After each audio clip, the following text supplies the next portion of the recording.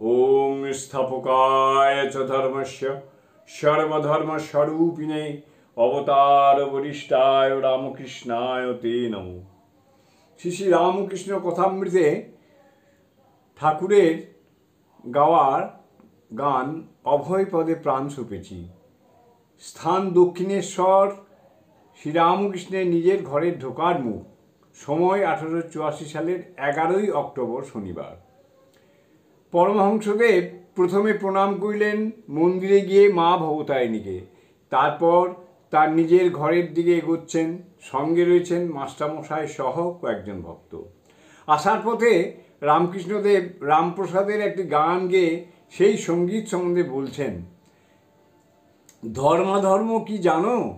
এখানে ধর্ম মানে বৈধি ধর্ম। এ পথ বড় কঠিন, নিষ্কাম কর্ম করা বড় কঠিন, তাই ভক্তিপথ আশ্রয় করতে বলেছে। কর্মকাণ্ডের চেয়ে ভক্তিপথ ভালো।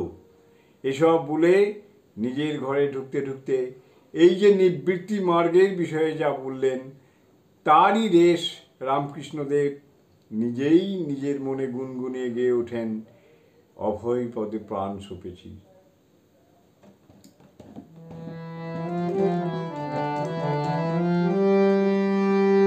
অভয় পদে প্রাণ সঁপেছি, অভয় পদে প্রাণ সঁপেছি।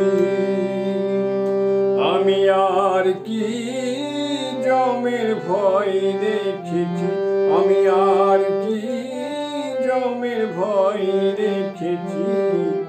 অভয় পদে প্রাণ সঁপেছি।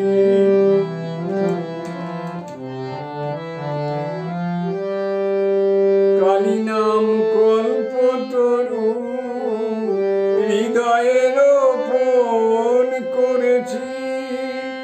কালী নাম কল্পতরু হৃদয়ে রোপণ করেছি। কালী নাম কল্পতরু হৃদয়ে রোপণ করেছি। এ দেহ বেচে ভবের হাটে দুর্গা নাম কিনে এনেছি। এ দেহ বেচে ভবের হাটে দুর্গা নাম কিনে এনেছি।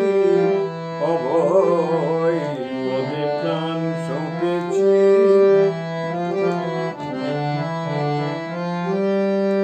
দেহের মধ্যে সুজন যে জন, তার ঘরেতে ঘর করেছি। দেহের মধ্যে সুজন যে জন, তার ঘরেতে ঘর করেছি। এবার সমন এলে হৃদয় খুলে দেখাবো ভেবে রেখেছি। এবার সমন এলে হৃদয় খুলে দেখাবো ভেবে রেখেছি। অভয় পদে প্রাণ সঁপেছি।